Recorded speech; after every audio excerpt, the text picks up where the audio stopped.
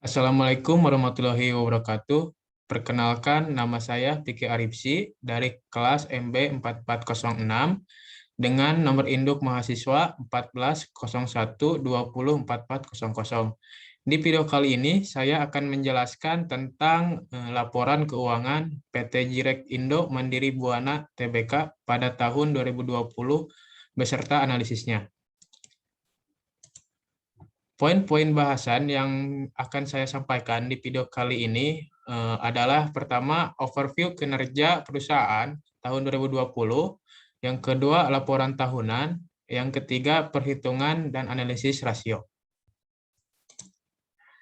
Pada tahun 2020, PT Jirek Indonesia Mandiri Buana Tbk meraih beberapa pencapaian, yaitu PT Jirek Mandiri Buana berhasil meningkatkan penjualan sebesar 74% secara tahunan dari 126,8 miliar rupiah pada tahun 2019 menjadi 223,4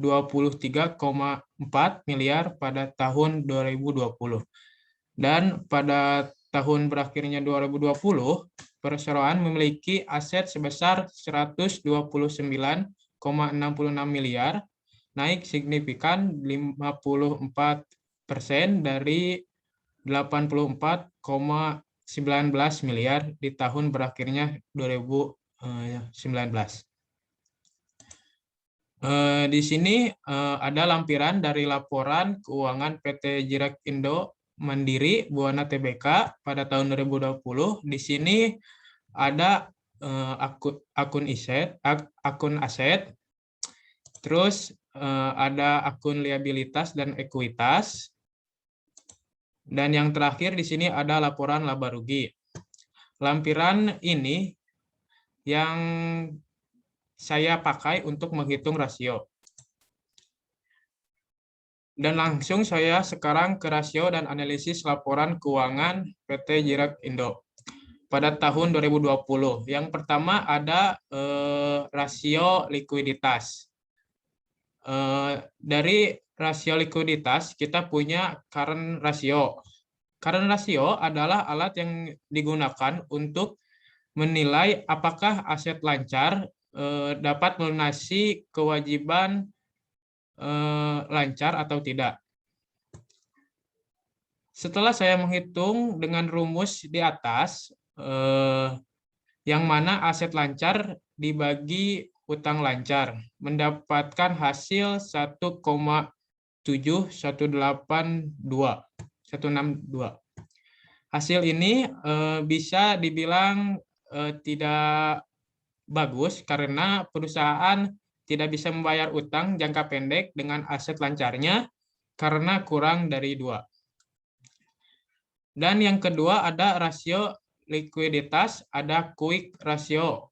Quick ratio adalah perhitungan kemampuan perusahaan untuk membayar hutang lancar dengan aset yang paling lancar. Setelah saya menghitung dengan rumus yang di atas, yang mana aset lancar dikurang inventory dibagi utang lancar, saya mendapatkan 1,1169. Hasil ini bisa disimpulkan bahwa perusahaan memiliki aset likuiditas yang cukup untuk membayar utang lancar. Selanjutnya, yang ketiga ada ACP. ACP adalah rata-rata periode rentang waktu yang diperlukan untuk mengumpulkan piutang. Setelah saya menghitung dengan rumus di atas, yang mana piutang dagang dibagi daily credit sale, saya mendapatkan hasil sebesar 47,7296. Jadi rata-rata periode PT Jirek Indo Mandiri Buana untuk mengumpulkan piutang pada tahun 2020 adalah selama 47 hari. Dan yang keempat dari rasio likuiditas yaitu akun receivable ratio. adalah perhitungan kemampuan perusahaan untuk melakukan penagihan hutang.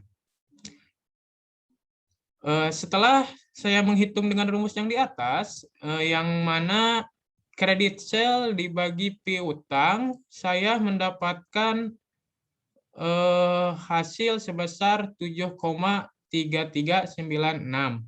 Jadi, perusahaan memiliki rasio piutang sebesar 7,3396 yang berarti perusahaan mampu mengumpulkan piutang sebanyak 7,3396 dalam periode tertentu atau biasanya dalam rentan 1 tahun. Rasio perputaran uang ini menyebabkan perusahaan dapat menerima tagihan berupa kas kurang lebih 1 minggu sekali.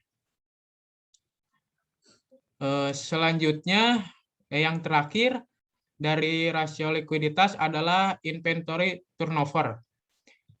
Adalah menggambarkan likuiditas yang relatif kepada persediaan. Di sini itu menghitung seberapa banyak persediaan mengalami perputaran.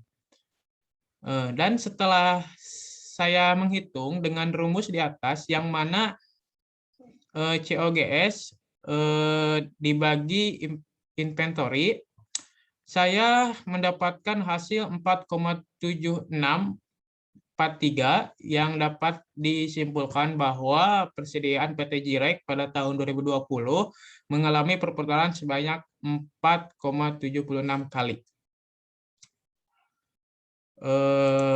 Selanjutnya, kita akan menghitung solvabilitas rasio. Yang pertama itu ada debt ratio. Debt ratio adalah perhitungan untuk menghitung seberapa besar aset perusahaan yang dibiayai oleh piutang.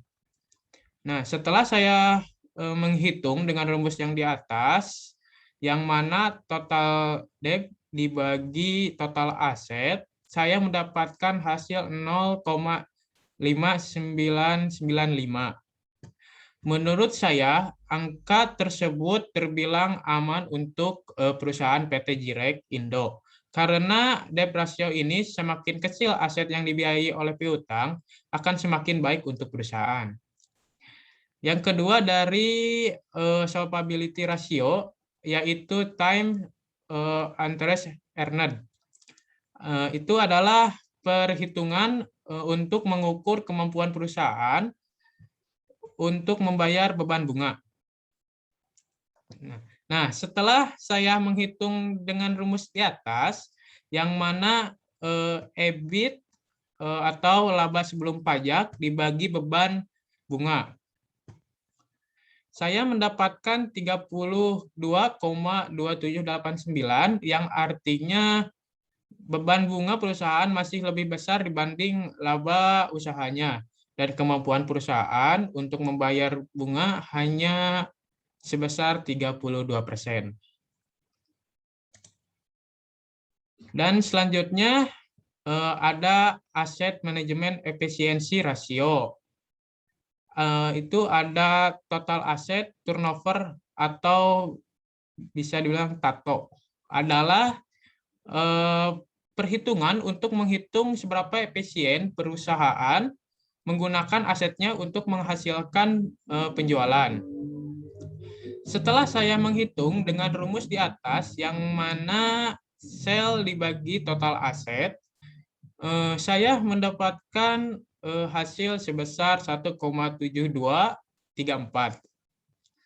Dengan kata lain, hasil penjualan PT Jirek Indo pada tahun 2020 lebih besar dari total asetnya. Dapat disimpulkan bahwa perusahaan ini bisa memanfaatkan asetnya dengan baik sehingga dapat menghasilkan penjualan yang tinggi.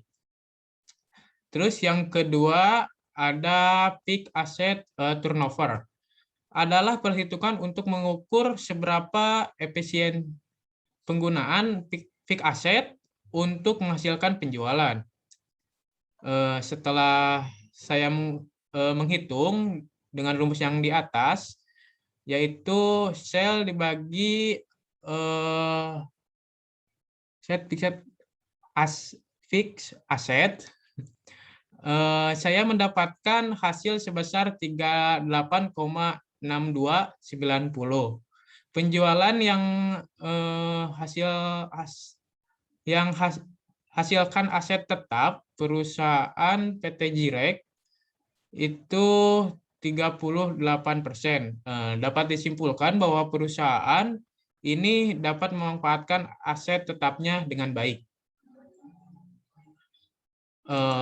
Lalu yang terakhir yaitu ada profitability ratio.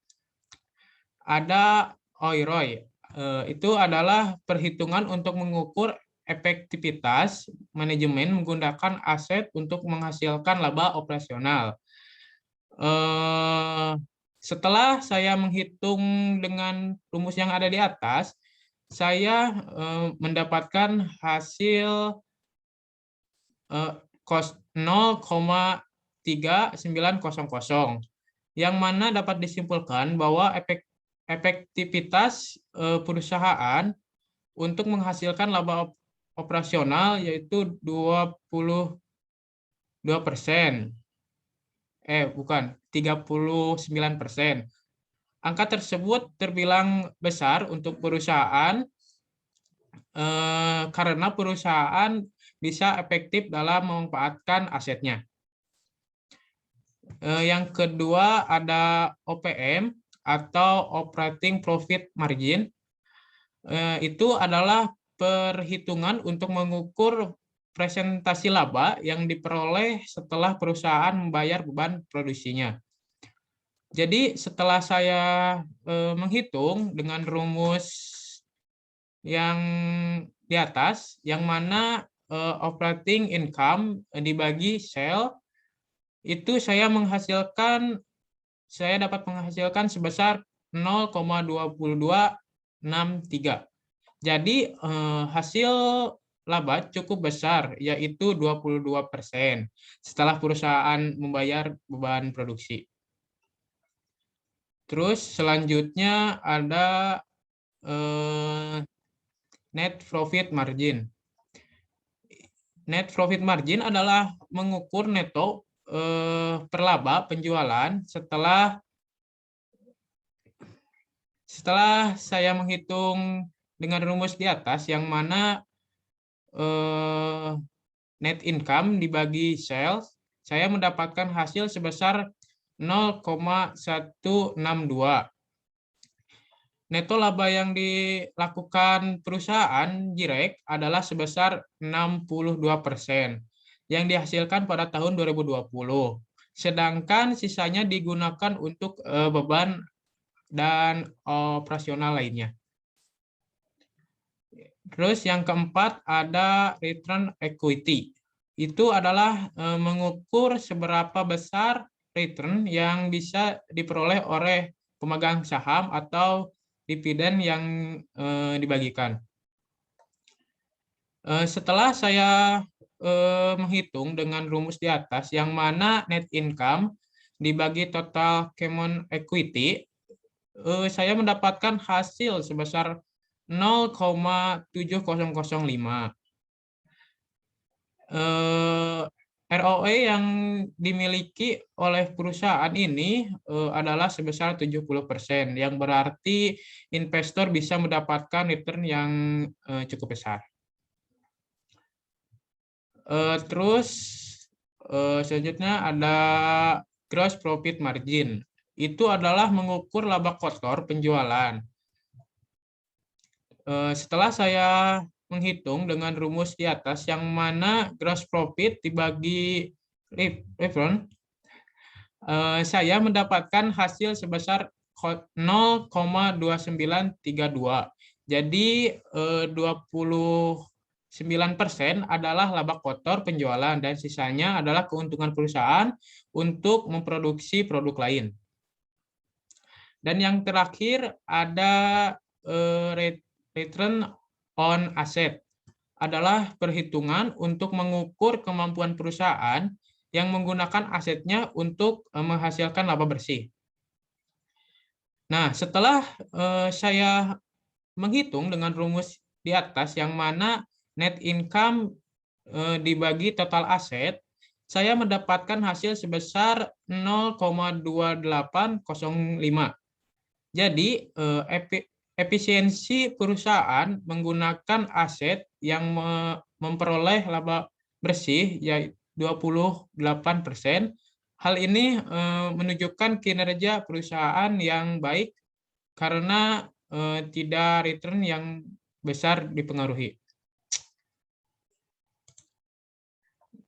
Mungkin sekian dari saya. Terima kasih atas perhatiannya. Wassalamualaikum warahmatullahi wabarakatuh.